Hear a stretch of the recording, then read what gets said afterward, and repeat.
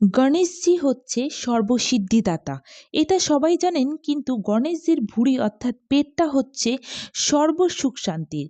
কিন্তু কথা হচ্ছে, একটি মোটা ভুঁড়িওয়ালা লোককে পেটে হাত বোলালে যেমন সুড়সুড়ি পায়, ঠিক তেমনি নিত্য প্রতিদিন গণেশজির পেটে হাত বোলালে, অর্থাৎ আপনি যতবার হাত বোলাবেন আপনার সমস্ত ধরনের কষ্ট কেটে যাবে।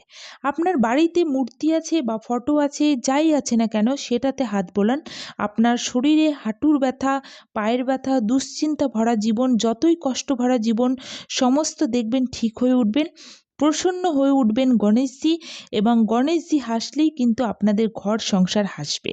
বিদ্যার্থীদের ক্ষেত্রেও বিশেষ করে বলবো, যখন পরীক্ষা দিতে যাবেন অবশ্যই গণেশজির পেটে হাত বুলিয়ে যাবেন। তার সাথে বলবেন বক্রতুণ্ডায় হম মন্ত্রটি অবশ্যই বলে যাবেন, দেখবেন অবশ্যই ফলাফল পাবেন।